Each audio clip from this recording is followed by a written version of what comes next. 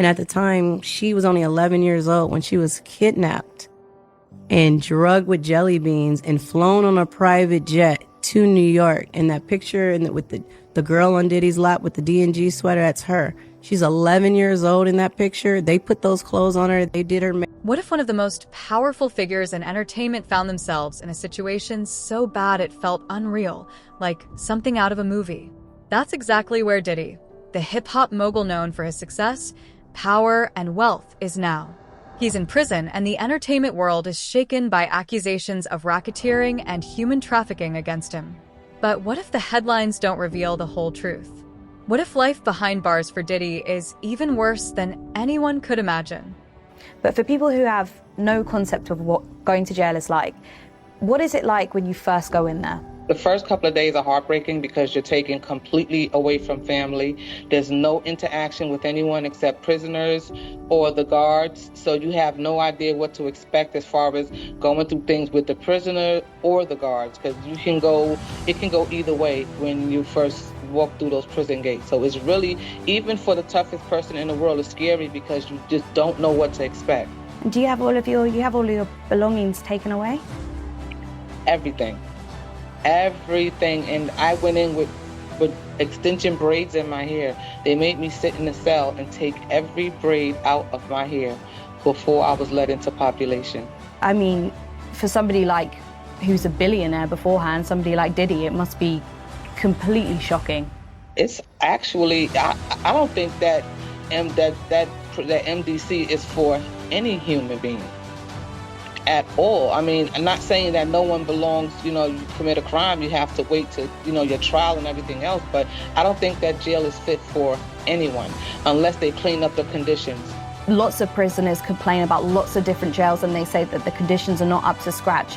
What, in your opinion, makes the MDC stand out? What makes it worse? What makes it worse is the food. Mostly everything is stale food, is old food that's donated by other people that they wrap up or they cook for you.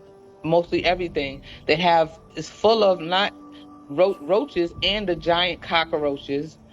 You can smell the mold, you can smell the rot, you can smell the jail that it needs to be rebuilt. It needs help. I don't think anyone should be in that particular jail. There are lots of different people inside that jail. We know that there's a wing that houses high-profile prisoners, R. Kelly, Ghislaine Maxwell, now P. Diddy's in there. Are you aware of the high-profile prisoners? Do you have any interaction with them? I don't have any, and we never had interaction with high-profile prisoners at all. And one of the main reasons that a lot of people know about the Metropolitan Detention Center was because it made headlines in 2019. And one of the issues they had was keeping their prison population warm. And it gets extremely cold in Brooklyn. Well, in 2019, something went wrong. They had a power outage. They didn't have any water. They didn't have any lights. They didn't have any heat. And the mayor the city council tried to bring over blankets, and the warden wouldn't accept it. They were banging. My brother called me from a cell phone that was not supposed to be there. And he cried. He said, "Listen, I think I'm gonna die in here." So I panicked. I said, "What the hell?" Diddy is being held at the Metropolitan Detention Center in Brooklyn, one of New York City's most infamous detention facilities. It's the same place where R. Kelly, Ghislaine Maxwell, and Jeffrey Epstein were held before their deaths. The center is notorious for its filthy conditions, including cockroach infestations, freezing temperatures, and overflowing toilets. And that's just the start. Diddy's stay there began after he was denied bail, even after offering a massive $50 million bond. The court ruled him a flight risk, sealing his fate in this harsh environment. Problems with a prisoner? Do I have to, call a lawyer or what can I do? He said, "No, I'm going to freeze to death." I said, "Freeze?" He said, "Yeah, we don't have no water." So I called the news station and made a whole big show. And I went down there and I, had to do something about it, not just for my brother, but for anybody.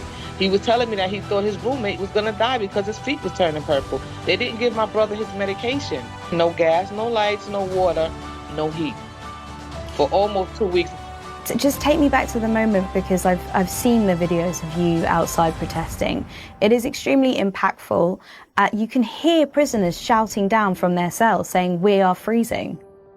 I screamed to the inmates. I said, "Everybody, please be quiet." And they stopped banging. I said, "If you are freezing cold, bang on the windows." It was so loud you could hear it from blocks away. It was so loud, and it was, it was heartbreaking, for me to know that, my brother and other people were going through this.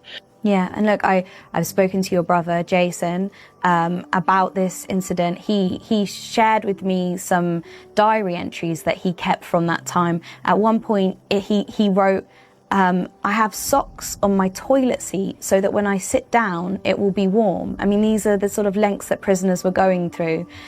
It was horrible because, my brother's a man's man. So to hear him on the phone trembling like, "I don't think I'm going to make it here. Let me tell you what's going on." That was scary for me. I couldn't imagine, and at that time, it's funny because at that time, the news was, people were going up, picking up stray dogs, taking them off the streets and taking the bums off the trains and off the streets so they wouldn't freeze to death. But yet and still, you would allow these prisoners in that jail to freeze. And look, we did ask the Federal Bureau of Prisons for a statement on what happened in 2019. They didn't directly address it, but they said they have an administrative remedy program for incarcerated individuals to seek formal review and redress of almost any concern they have regarding their incarceration. The Bureau of Prisons say the MDC should be safe, humane, and provide work and other self-improvement opportunities to assist offenders in becoming law-abiding citizens. Does the MDC, in your opinion, live up to what they say their prison should do? Like I said, because you're in prison and you're serving time or you're waiting, to go to court or to go to trial or whatever it is, does not mean that you're not a human being. Just like what's going on with Diddy, he still deserves to be treated as a human being. He still deserves a fair trial, innocent before proven guilty. Whatever happened to that? So how do you keep yourself entertained throughout the day? What do you do? Well, I read books. I read books and I daydreamed a lot. Like literally just to keep my head on straight. I prayed a lot. So we were just hearing from Katana Yehuda about what it's like to stay inside the Metropolitan Detention Center. Andrew Dalek is a New York-based federal public defender, and he's represented lots of clients who have served time there. Andrew, is it really as bad as people say? Well, first, Anushka, I want to thank you and the BBC for taking an interest in the conditions at MDC Brooklyn, because it is an important issue of significant public interest.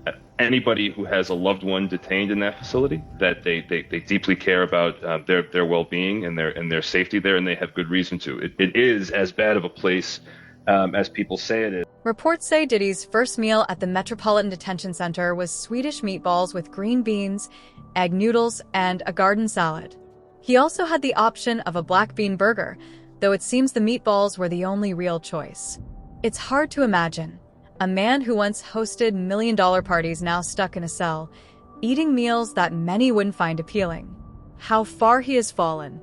Down, and he got shook, and I just stood on top of him, grabbed him, and next thing you know, NYPD was there. Okay, so that situation happened. And then a bit after that, in Atlanta, Suge's best friend, Big Jake, gets killed in a club. And this part's kind of fuzzy, but there was a rumor that Wolf was the one that did it. Puffy got blamed for it, and so forth. But I guess Wolf wasn't the one who did it, but still there was some sort of blame that Suge had on Bad Boy over that situation, right?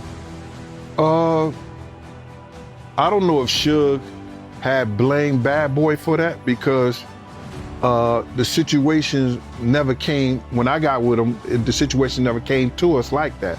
Now, I've heard Wolf talk about it, and Wolf told me personally that he didn't do it. And I know everybody knew the guy who did it. It was this dude, he's dead now. He got killed in Atlanta about 2 or 3 years ago. His father was from the Bronx and he owned the cleaners. Now, did Wolf and them know him? Yeah, they probably knew him. He was from the Bronx, his part of town. His father owned the cleaners. They knew this guy. You understand? Him and Jake was arguing over this chick or whatever. Now, did Wolf do it? How could Wolf do it when he was next to Suge? He was right next to Suge when Jake got killed. But everybody want to say Wolf did it because that glamorized the situation. Right. Okay. And then after that, Wolf actually reached out to you and asked you to come back to Bad Boy and help out with security. Well, I told Wolf he had to straighten out his thing with Slick. We met on 125th Street, me, Slick, Rico, and Wolf. Him and Slick talked and everything, and it was cool and everything. So he said, yo, Gene, I need you to come because we need somebody who was in law enforcement or legal that could carry a gun and everything to be with us. He said, and if you ran after me, and this was his own words, because I didn't see it and I didn't know it at the time. You know, he said, if you ran after me and I had a gun in my hand, I want you on my team. I said, I don't fuck with Puff like that, bruh. He said, from the city college here. He said, yo, you're going to have your own contract. You're going to have your own days. All you got to do is listen to me and make sure he good. I said, all right, man, we'll see. And that's when I went back. Okay, so you joined the security team at Bad Boy with your own contract. Right. And Wolf was already over there, and Big Paul was over there as well. Paul, yeah. Yeah, Paulie. And Paulie was kind of Puffy's everyday guy? Yeah, Paul was the guy who Puff helped him set up a security company, had him set up a security company. So he did the security at the house, the apartment building or whatever, and Sean John, and over at Bad Boy and the studios. So he set up all the security for those places. Diddy's glamorous lifestyle has been replaced by a strict, monotonous routine. Former Warden Cameron Lindsay shared details about his daily life. Waking up at 6 a.m., making his bed, and cleaning his cell. He's allowed only 3 showers a week and gets just 1 hour of free time each day. Personal security as well? Puff, that's all I did was Puff. Okay, and I guess every so often, Puffy will put you with Big during certain events and so forth, right? Well, like if we was on stage or Big was on stage, he felt threatened for Big, I guess. He said, yo, Gene, go watch Big. I said, all right, cool. Be with him, man. Okay, so you doing some work for Biggie, did the two of you kind of form a relationship? I think me and Big, we formed a relationship on 2 occasions. One, when we was in DC doing Howard University. He made Puff shut the door down, and the people shut the door down, and it was D-Rock. I think D-Rock's birthday is the 17th, mine is the 16th of October, and he made him shut down the place, and just me and D-Rock could buy like 5 outfits together, and then everybody else bought an outfit. And then Big used to just give me all the clothes that he didn't want. Like, you know, you had Nike, Lugs, you had Mecca clothing line. They would bring big boxes to Big everywhere he was at. And then he was like, yo, whatever he didn't want, he'd say, yo, D-Rock, you want this? D-Rock was like, nah, I don't want it. He said, yo, Big Gene, you want it? And then I was like, man, I'll take it and give it to the guys on the block, you know, who was with our part of our crew or whatever. But the kid was just good like that. And then we had a situation when we were in Atlanta that something was bought, and he thought I was going to lie about it because Puff was trying to say it was his, and it wasn't his. It was Big's. And you understand? And when he said, and they had made a bet that I was going to go on Puff's side. So when I got to the studio, I said, nah, Puff, you had that one, and Big had that one. And that's what it was. And Big looked at me, and you could see a smile on his face like, yo, this nigga's honorable. Okay. And before all the drama began, did Tupac ever come around? Did you ever see Big and Tupac interact together? No, I never seen Big and Tupac interact together. I seen Puff and Pac interact together, but I didn't see really? Big, yeah. In what capacity? Like we was at Roxy. They used to give functions and parties there. And then one time me and Puff walked up in there. It was, this was after Pac got shot and everything like that. And it was Pac and like 4 other guys. And Pac put a cigarette in his mouth. The dude lit the cigarette. I started laughing. I'm like, who the fuck like a cigarette for? Like that. So then him and Puff talked, and that was it. It was nothing. Okay, and then the incident happened at Quad Studios. This was after the incident at Quad, when I seen Pac with Puff. Oh, really? Yeah. Okay. Well, when the situation happened at Quad, Biggie was recording, I think, with Lil Sean. And I think Puffy was there. However, the story takes a darker turn with rumors spreading inside the prison that Diddy may have developed a serious illness while behind bars. The details are unclear, but prison physicians are involved, raising concerns that the unsanitary conditions at the Metropolitan Detention Center may have played a role. Can't help him, Right. He still did it. Yeah, he still did it. Come on. Well, I mean, I went through the filings and the reports. So what they say, according, to the feds, that recorded phone calls made by Diddy showed that he asked family members to reach out to potential victims and witnesses. Also urged them to create narratives to influence the jury pool. Also encouraged them to make marketing strategies to sway the public opinion. Diddy used the telephone accounts of at least 8 different inmates to avoid monitoring. He paid the inmates to intermediaries in violation of the rules, like you said, and he also was using 3-way calls and getting people on the phone, which is illegal. So basically what they said, the defendant has shown repeatedly, even while in custody, that he will flagrantly and repeatedly flout rules in order to improperly impact the outcome of the case. The defendant has shown, in other words, that he cannot be trusted to abide by rules or conditions. And I guess they actually found a note that inferred that he wants to blackmail victims and witnesses into silence by providing testimony, or into providing testimony that's actually helpful to his defense. So I guess what I'm wondering is, he does realize all this is being taped. You're using someone else's, privileges, but they're watching everything. Okay. A 3-way call is being recorded. So my takeaway was much different from that. My takeaway was, I'm going to wait for the government to file the superseding indictment, which we all believe is coming, because right now it looks a little thin. And it looks a little pathetic, I'm going to be honest with you. Because, yes, it's great to make Diddy look like this maniacal mob boss, which, of course he's using the influence of his money. But does anyone, again, it's good for the person who never ever dealt with someone in jail. How many inmates, and Vlad, no names here, how many inmates do you know that do 3-way calls? They all do it. Yeah. They all do it. I talk to inmates and it's always on cell phones while locked up in Rikers. Exactly. And not going to say who. And no one is saying, yo, Vlad, this is to influence my case. Sometimes they just call me like, yo, what's the word out there, man? Everything good? Like, yeah, I'm going to come home soon. It's all good. Blah. Sometimes it's never. So that I thought was a little bit thin. Obviously, they're trying to keep him in jail. Him putting money on other people's books. Yeah, he's a rich guy. He wants to have his privileges, right? Now, this whole thing of him trying to blackmail people, and I hate to even, because some people are going to be like, oh, no, he's getting Diddy's back. No, I'm defending someone who is, and this could be anybody, who's locked up and using whatever he can to his advantage to try to get things looking better for himself before he goes to trial. Yeah, but some of this stuff is illegal. You can't everybody does it. You can't, it doesn't matter if everyone else does it. For everyone else, there'll be a slap on the wrist. Everyone knows this is a big fish. No slaps on the wrist when it comes to Diddy. They're going to prosecute him to the fullest extent in order to keep him in there. Although there's no official confirmation, these claims have already worried his fans and beyond. The situation could be the result of stress, poor nutrition, or possibly something more sinister, even foul play.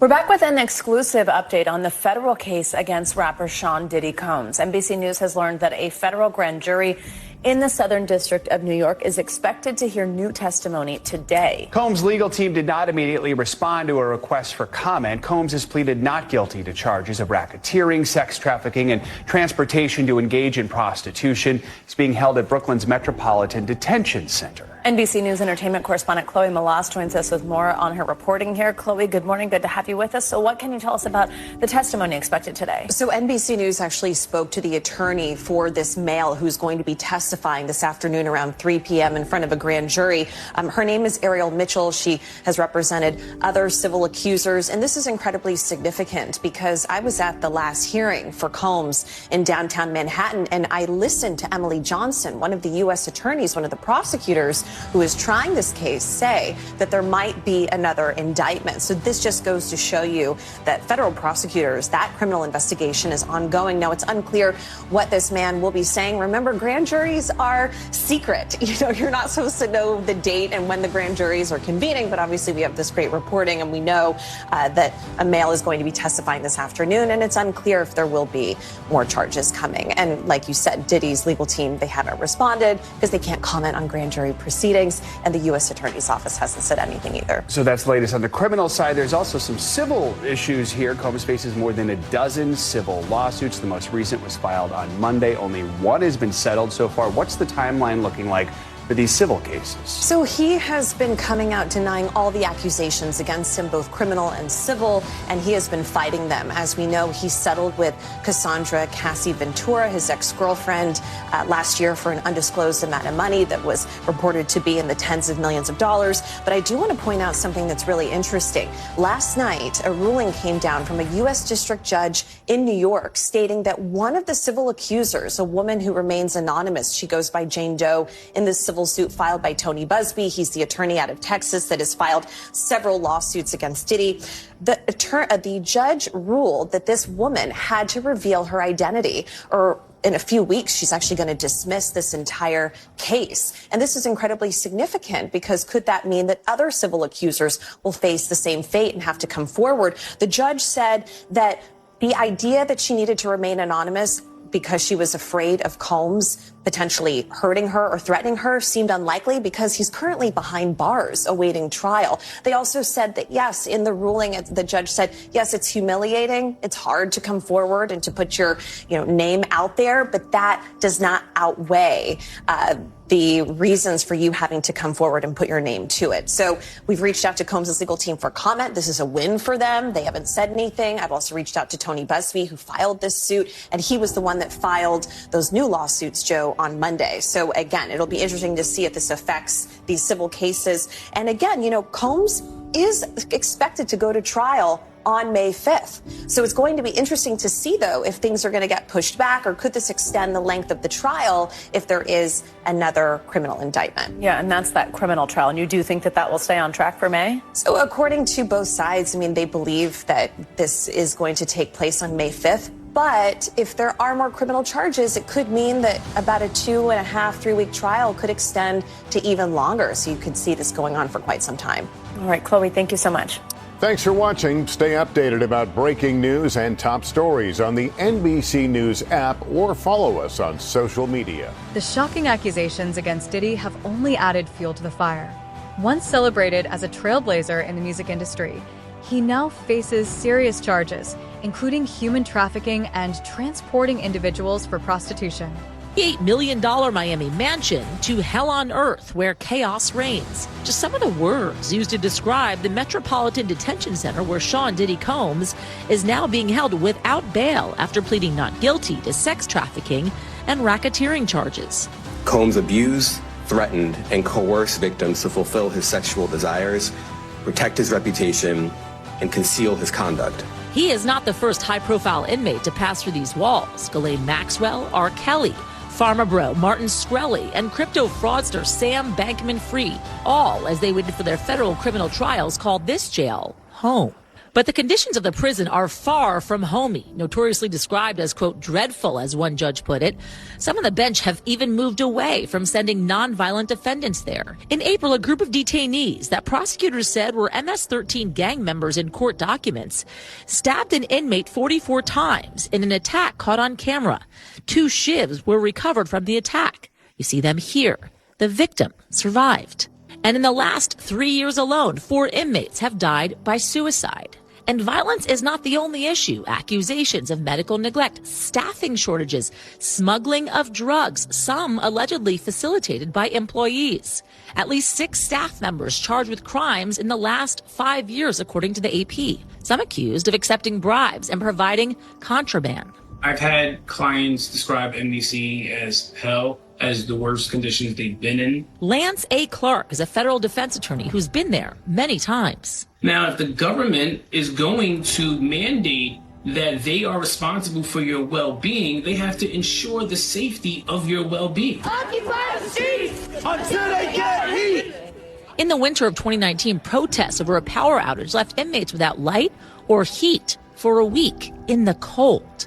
I understand how cold it must be in those cells, and not to have any electricity, any lights, and to not be able to communicate with your family is just inhumane. The prison has about 1,200 detainees and is the only federal prison in the nation's largest city. The DOJ shut down New York City's other federal jail, the Metropolitan Correctional Center, back in 2021, 2 years after Jeffrey Epstein died by suicide there. A Bureau of Prisons spokesman telling NBC News they, quote, take seriously addressing the staffing and other challenges at MDC Brooklyn, adding the director appointed an urgent action team and they've increased. These accusations have painted a grim picture of a man whose public image was built on charisma and charm. Adding to the controversy is an alleged text message sent to his ex-girlfriend, Cassie Ventura, which has only intensified the scrutiny surrounding him. DC has historically had tremendous problems, and the problems aren't resolved. Combs' lawyers originally hoping he could await trial under house arrest at his mansion, now arguing for him to be moved to a prison in New Jersey in the lead up to this trial, citing the prison's poor conditions, violence, and deaths. On Wednesday, his lawyer said he was being held in a special housing unit with an extra level of security. Yasmin's back with us now. So what is next? Is he going to be in jail in this facility until the trial begins? Is there a chance he could, get moved earlier than that? As of this moment, as of this hour, as of today, yes. But of course, as I mentioned earlier, they're going to be appealing this thing next to the Second U.S. Circuit Court of Appeals to overturn the judge's order here to try and get him actually released to his mansion on $50 million bail, wanting a GPS monitoring system, limited visits from family members, friends, so on and so forth. That is what they're proposing because of course, the violence I talked about in that piece inside these jail walls. They also, in the meantime, Hal, want to get him moved to a jail and/or prison in New Jersey. The judge so far has essentially said that is up to the Bureau of Prisons to make that decision. Nonetheless, it's all going to be on appeals leading up to the trial. His next court appearance, by the way, October 9th. So looking for that, of course, and any decisions coming out from the Second U.S. Circuit Court of Appeals on this order. Thanks for watching. Stay updated about breaking news and top stories on the NBC News app or follow us on social media. Diddy's situation is steeped in irony. A man who once had the world at his feet is now confined to a jail cell, battling legal troubles and possibly a serious illness. It's a stark reminder that no amount of wealth or power can shield anyone from the consequences of their actions. Mogul Sean Diddy Combs will try for the third time to get bail today while he awaits trial on sex trafficking and racketeering charges. Scripps News national correspondent Alex Miller is live in New York City where this hearing happened earlier today. Alex, there was already a hearing earlier this week looking at notes taken out of Sean Combs' cell. How could that impact his chances at bail? His team says that raiding his cell, monitoring his calls is not allowed and not fair to allow him to prep for a trial.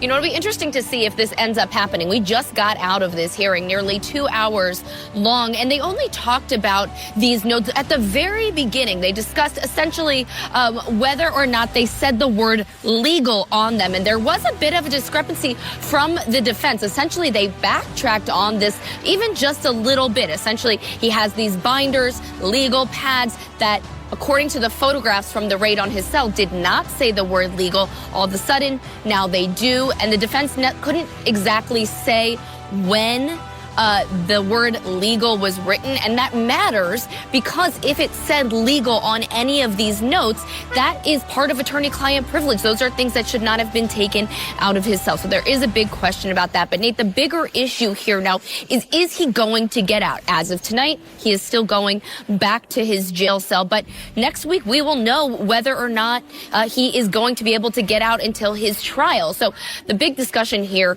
according to the government, is can they trust trust him.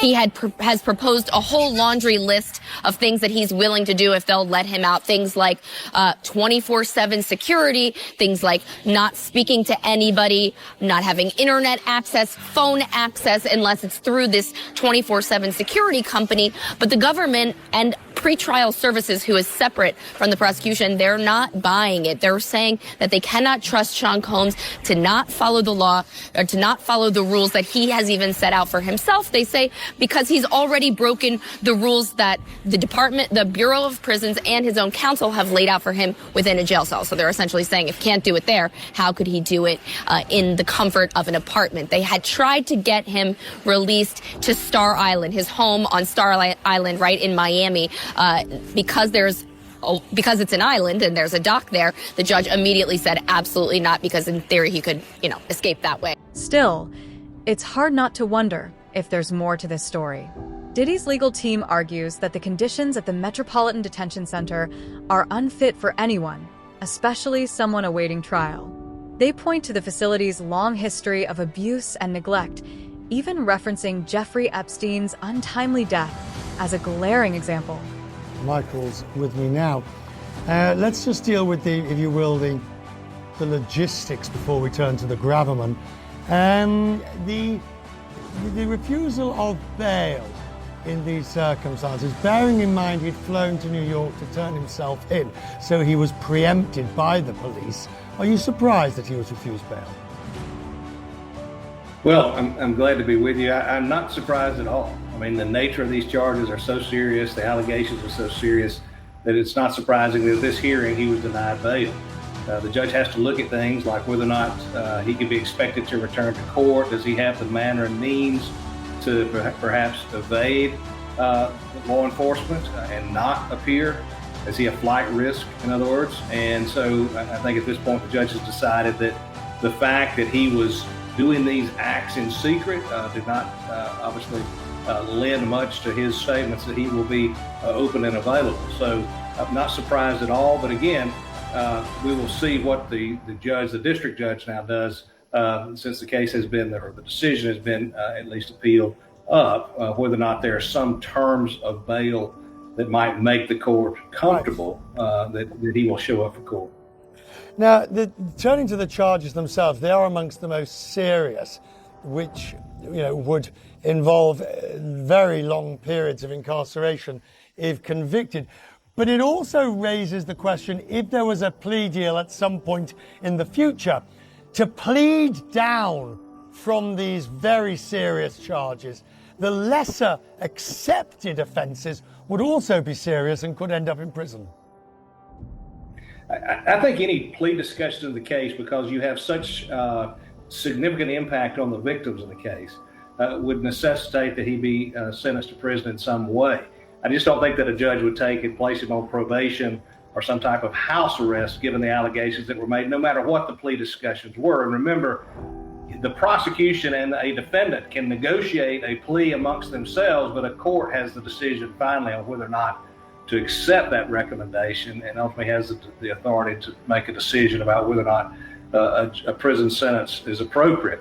We operate under the federal sentencing guidelines. Those give the judge some parameters to consider, things like whether or not somebody accepts responsibility, whether or not there have been an adverse impact on victims, whether or not there's been excessive fraud and deceit through the investigation of the case. Those things come into play as we talk about what might happen if there is a plea agreement that's ultimately reached. It's important to remember, besides that, obviously he's innocent until proven guilty at the moment, but it's also important to remember that not being a nice person, being an unnice person, if you will, is not a crime. They're going to have to prove the elements of the offences in these cases. Just because he might not be likable is not enough to get you locked up. Is Diddy's current situation a case of justice finally catching up with someone who thought he was untouchable? Or could it be a result of deeper issues within the jail system itself? But these are merely allegations, and he has a right to have his case tried in court. The government has to prove that he's guilty beyond a reasonable doubt. The indictment, the allegations we heard from the United States Attorney in New York, these are sordid details.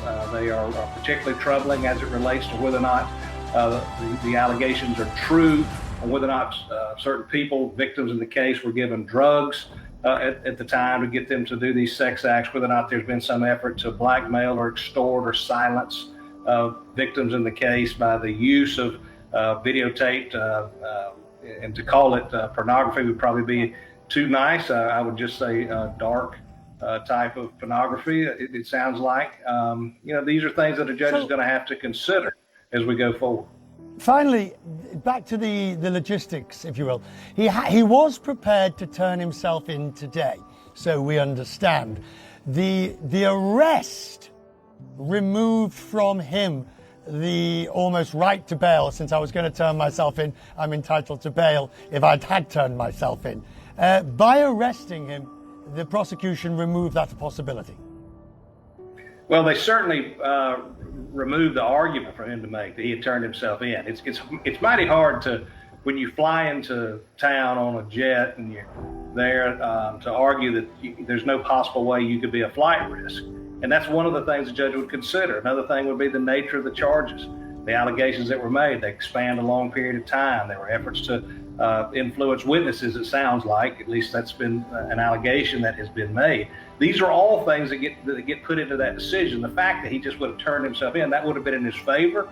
But there are so many other factors at play that it wouldn't have surprised me to see a court dig into those a little bit in making a decision whether bail would be appropriate. And at this stage, a judge has determined that bail is not appropriate.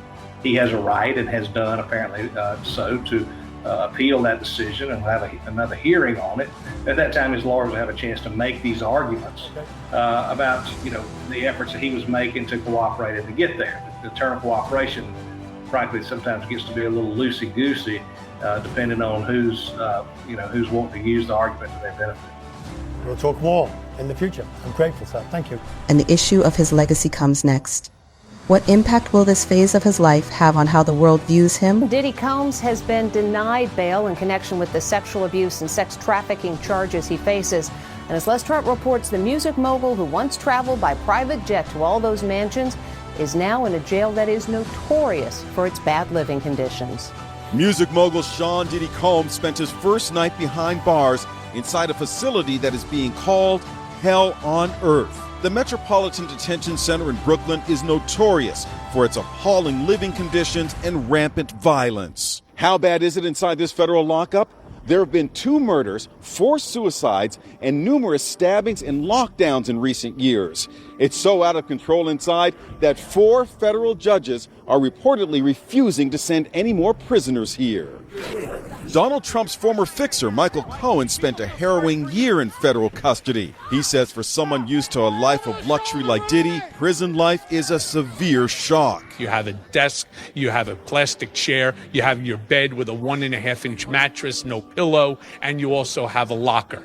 So you basically have 3 feet by 5 feet to move around. So you have a basic 15 square feet. It is a horrible place. Diddy's lawyers were so eager to keep him out of jail, they offered his palatial $48 million home in Miami Beach and his private jets as bail. Today, they are even offering to restrict female visitors to his homes, except for his mother, daughters, and the mothers of his children if he is released. They told the judge the jail he was being sent to is dreadful, dirty, inhuman, and an ongoing tragedy.